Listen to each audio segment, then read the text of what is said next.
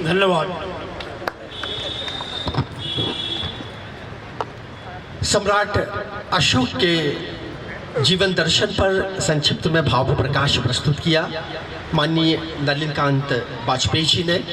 इस मंच पर है प्रतिष्ठित समाजसेवी, विविध संस्थाओं से संबद्ध, धर्म के क्षेत्र में भी गतिशील माननीय पंडित पुरुषोत्तम तिवारी जी। उनसे निवेदन है कि वो भी अपनी भावनाओं से हमें अवगत कराएं।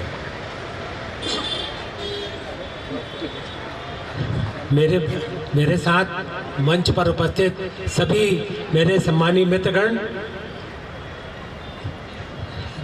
आज हम सब लोग सम्राट अशोक महान के बारे में चर्चा करने के लिए उपस्थित हैं। सम्राट अशोक महान के बारे में हम जितनी चर्चा करेंगे और जितना ज्ञान और बुद्धि अपने पास होगी वो भी शायद कम पड़ जाएगी।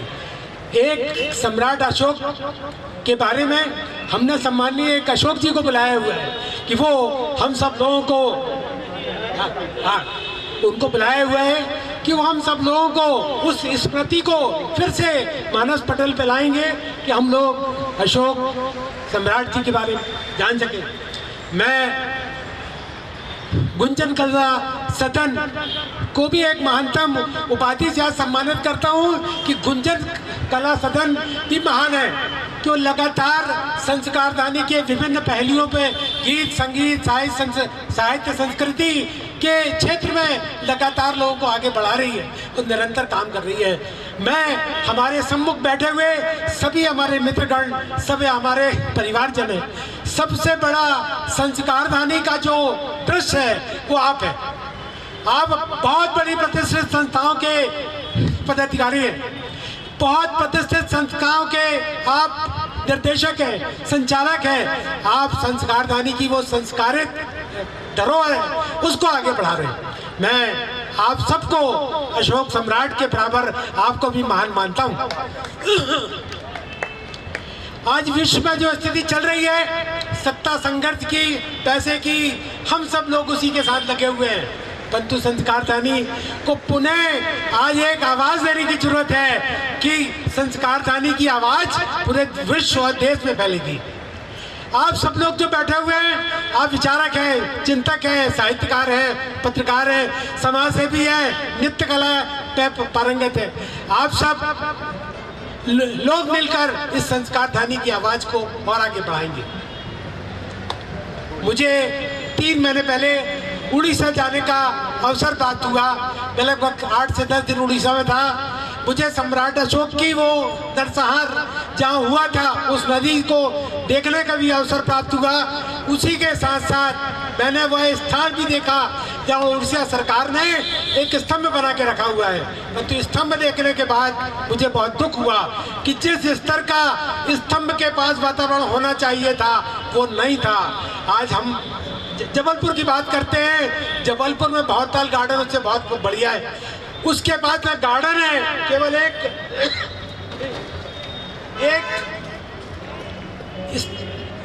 प्लेटफॉर्म बना हुआ है, प्लेटफॉर्म के ऊपर अशोक स्तंभ बना हुआ है। और नदी की भी इतनी दुर्दशा है कि अपन उसको देख नहीं सकते।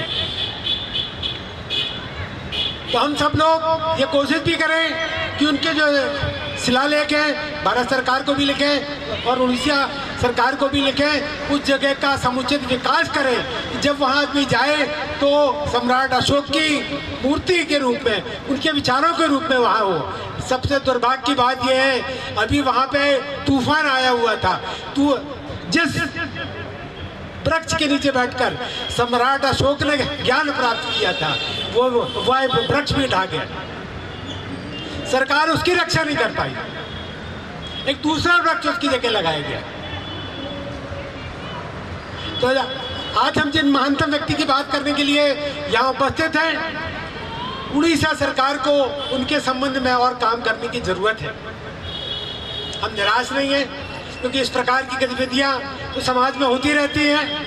हम सब मिलकर उसको और विकसित करने के लिए प्रेरणा दें, उनसे बात करें कि उस स्थल को और विकसित करें, जिससे हमारे बच्चे, बालक जो भी जाएं उनको लगे कि ये सम्राट अशोक की तपोभूमि है, जहाँ उनको ज्ञान की प्राप्ति हुई। हम जबलपुर में जब चर्चा करते हैं कि ओशो को जहाँ भंवरताल पार्क में ज्ञान की प्राप्ति हुई थी, वैसे ही वो स्थान है वहाँ पर। जितने भी पर्यटक हैं उनको ले जाते हैं सब लोग दिखाने, तो देखने के लिए वहाँ कुछ नहीं होता है। तो मैं संस्कारधानी के आप सब महान व्यक्तित्व को नमन करता हूँ और आप सब लोग इसी प्रकार संस्कारधानी के संस्कारों को आगे बढ़ाते रहे, यही मेरा निवेदन है। यही मैं आप सब लोगों से अपेक्षा करता हूँ। जय हिंद। ये भाव थे सम्मानीय पंडित पुरुषोत्तम तिवारी जी के। हमारे बीच में उपस्थित सम्मानीय डॉक्टर वंदना पांडे दुबे, उनका हार्दिक अभिवादन करते हैं। भारती शाह हमारे बीच में उपस्थित हुई हैं।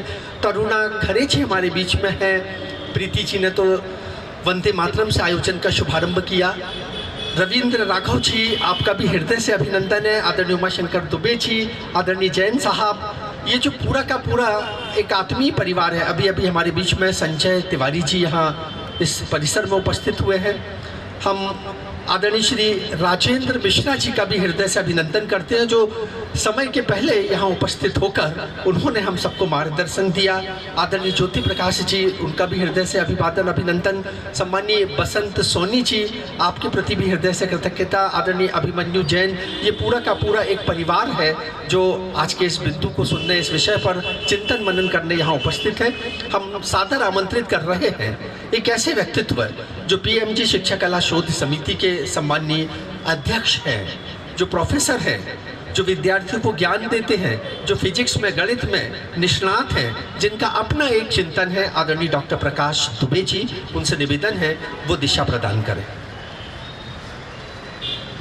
सम्मानीय मंच पर उपस्थित आज इस विषय के विशेषज्ञ doctor Rana, doctor Tiwari, doctor Nalinikant Vajpayee, doctor Rajesh Pathak Praveen ji, doctor Pratul Srivastava, engineer Himanshu Tiwari and Abhay Jain ji, सामने उपस्थित Shri NC Jain ji, Shri Kishlay ji, engineer Basant Soni ji, doctor Rajneesh Garg, Pandit Kamta Tiwari एवं अन्य सभी प्रबुद्धजन।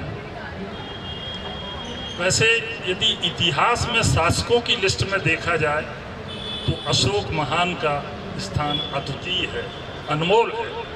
ये हम कह सकते हैं कि स्थान भी अद्वितीय है और स्थान भी अनमोल है। ये मौर्य वंश के लोग हैं। यदि मौर्य वंश का संस्थापक देखा जाए तो सबसे पहले चंद्रगुप्त मौर्य थे, जिन्होंने कौटिल्य चाणक्य के साथ मिलकर एक बहुत बड़े बृहद राज्य की कल्पना की और उसको साकार किया।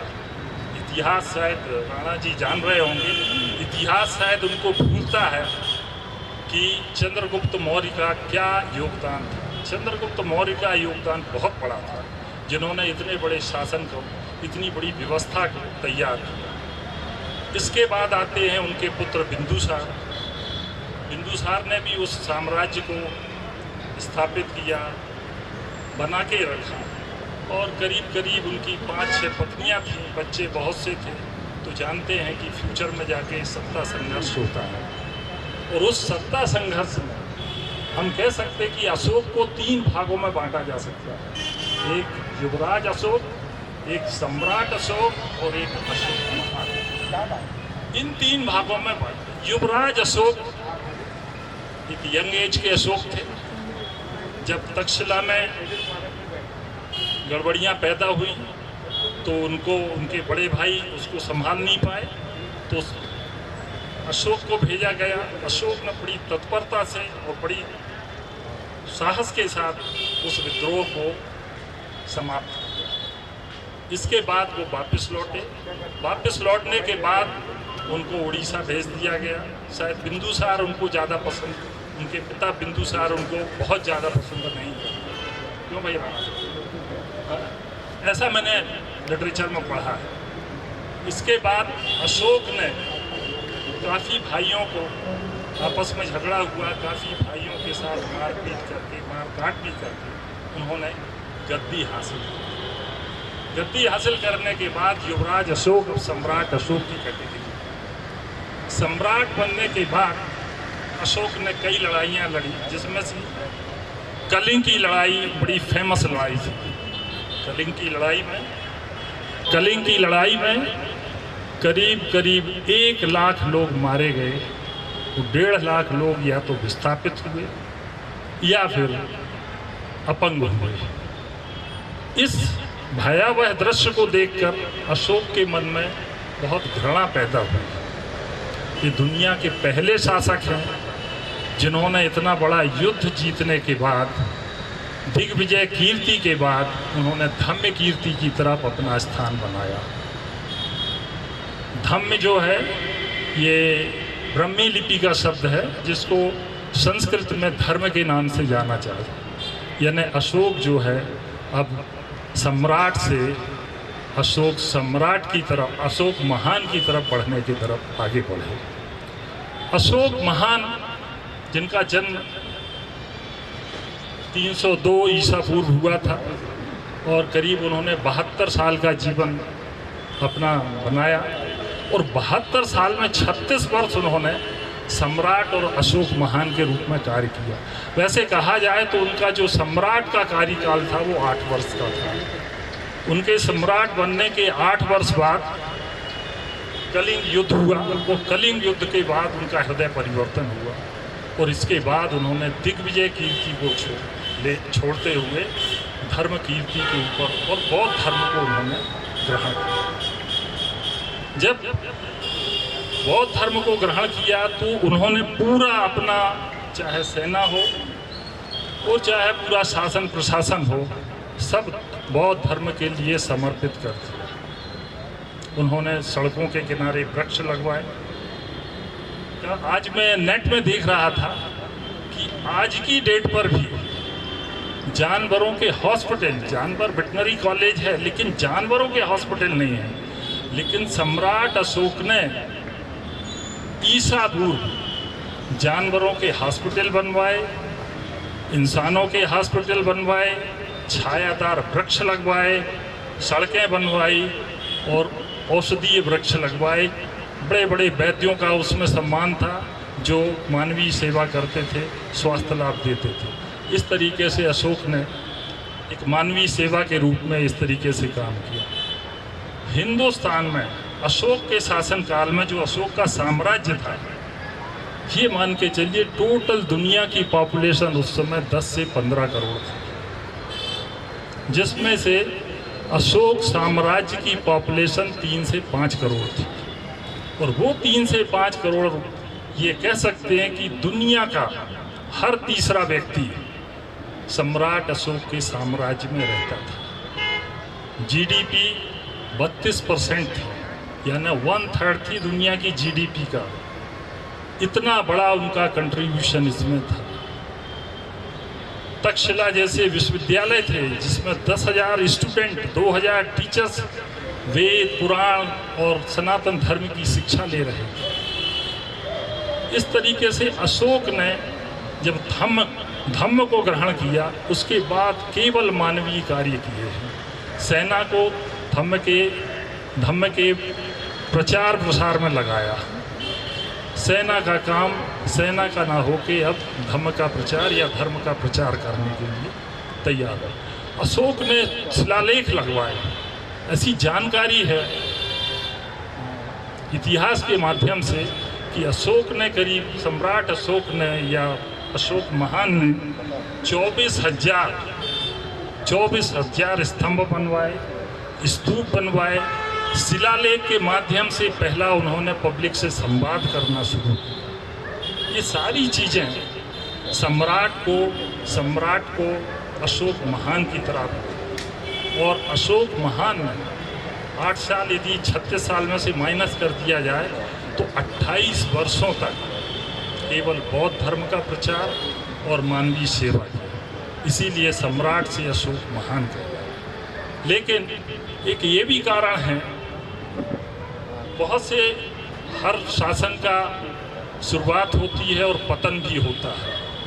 लेकिन जब अशोक महान ने जब बौद्ध धर्म ग्रहण किया उसके पश्चात मानवीयता उनके दिमाग में आ गई। मानवीयता आने के बाद कहते हैं कि फिर पड़ोस में या किनारे में जो भी राज्य रहे उन पर आक्रमण शुरू हो गए। अशोक की डेथ हो गई, अशोक महान ख़त्म हो गए। उनके बाद उनका शासन 50 वर्षों से ज़्यादा नहीं चला। तो ये भी कह सकते हैं कि जब अशोक ने धर्म ग्रहण किया उसके बाद उनकी पकड़ सत्ता के ऊपर कम हुई और धीरे धीरे आगे की जो पीढ़ियां थीं वो उसी लाइन पर चलने लगी। ये भी कहा जाता है इतिहास में कि अशोक ने बौद्ध धर्म ग्रहण किया तो उनकी पीढ़ी ने भी बौद्ध धर्म ग्रहण किया और उस काल में बौद्ध मठों में बहुत से हथियार जमा होने लगे। और प्रशासक कौन थे? हिंदू वर्ग का आदमी प्रशासक था। बिल्कुल पसंद नहीं करता था कि हिंदू राज्य में इतना ज़्यादा बौद्ध धर्म का प्रचार हो और अल्टीमेटली दोनों के बीच झगड़े फसाद हुए और शासन कमज़ोर हुआ। और इस तरीके से अशोक की मृत्यु के 50 वर्ष बाद मौर्य साम्राज्य का समाप्त हुआ। बस इतना ही मैं कहना चाहूँगा। और राणा जी ने तो AI से वो निकाला है, जितना सही वो कह नहीं सकते, लेकिन इतिहास पढ़ने के बाद एक चीज़ का बोध तो होता है कि इतिहास से बहुत कुछ सीखा जा सकता है। इतिहास उन चीज़ों का गवाह है कि जिससे हम बहुत कुछ सीख सकते हैं। जब एक सम्राट जब महान बनता है तो प्रशासन में क्या बदलाव आता है, प्रशासन की दिशा क्या होती है और उससे क्या क्या उसके रिपरकशंस होते हैं, क्या क्या नुकसान होते हैं, ये भी हमारे राणा जी एक्सप्लेन करेंगे। ठीक है, आपने हमारी बात सुनी।